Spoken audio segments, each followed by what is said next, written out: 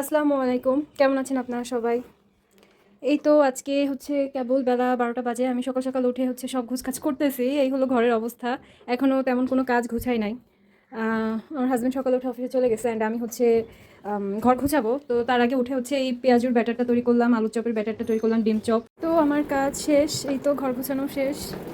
আম আমি ঘর বাড়ি গোছগাছ করে দেন হচ্ছে গোসল করে নামাজ পড়বো এখন। তার আগে একটা ভিডিও ক্লিপ নিলাম। এখানে জাস্ট প্লেটগুলো সাজায় রাখছি। এখনও ইফতার বানাই নাই, তো আমি নামাজটা শেষ করে আজকে ইফতার বানাতে যাবো। যেখানে বেগুনি লবণ দিয়ে একটু ভিজিয়ে রাখছি আগে। আর এই যে বেসন গোলাটা, এর ভিতরে হচ্ছে বেসন, ময়দা, চালের গুঁড়া, দেন আদা বাটা, লবণ তো বাটা না, সরি, লবণের গুঁড়া, তারপর হচ্ছে পেঁয়াজ বাটা, রসুন বাটা, এগুলো আর কি পরিমাণ মতো দেওয়া।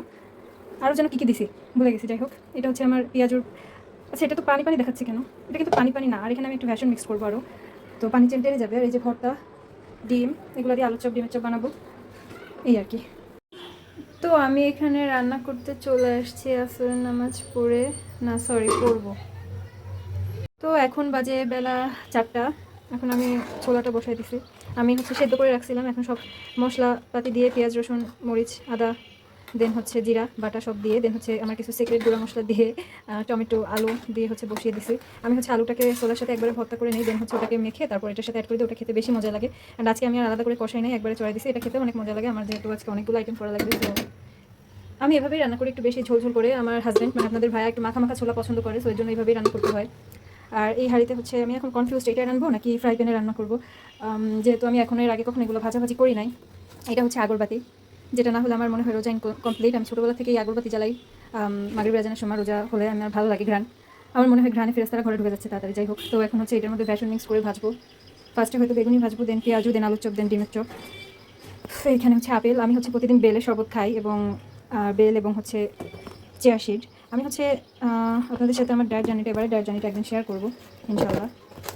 সো আফটার মাই ম্যারেজ আমার হয়েছিল কি, যে আমি, আপনারা সবাই জানেন যে আমি 37 কেজি ওয়েট লস করছিলাম। মানে যারা জানেন বা যারা জানেন না তাদের জন্য বলি। আমি হচ্ছে আল্লাহর রহমতে 2021 সালে, ওয়েট, আমি ব্যাক ক্যামেরা সরে আমার দিকে আনি।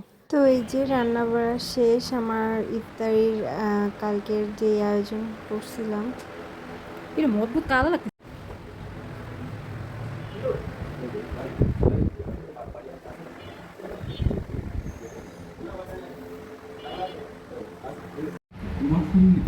তো একটা কথা শেয়ার করার জন্য আবার চলে আসলাম। এই যে অবশেষে আল্লাহর রহমতে আমার ভাই বিসিএস এর বই এনে দিল। আজকে ইফতার করতে আসছিল আমাদের সাথে।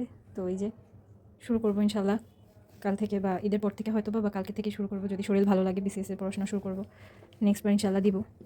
আর এই যে আমার হাজব্যান্ডের সিএর বই। সো আমরা এখনও স্টুডেন্ট, পড়াশোনা করছি। That's it. তো সবাই আমাদের জন্য দোয়া করবেন। আল্লাহ হাফেজ।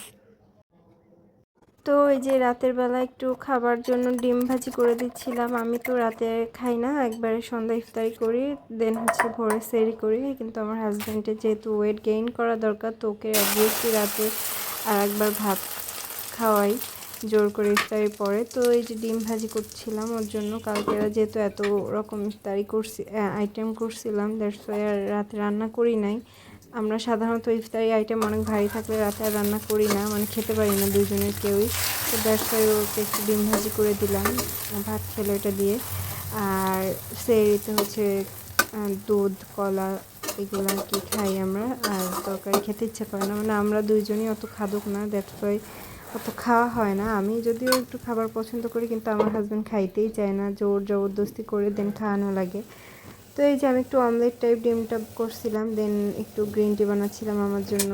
আমি এই গ্রিন টি খেয়ে এক্সারসাইজ শুরু করবো রাতের বেলা। এই যে এইটা খেয়ে এক্সারসাইজ করে দেন ফ্রেশ ট্রেশ হয়ে ঘুমিয়ে পড়বো। সো টাটা, আল্লাহ হাফেজ, দোয়া করবেন সবাই।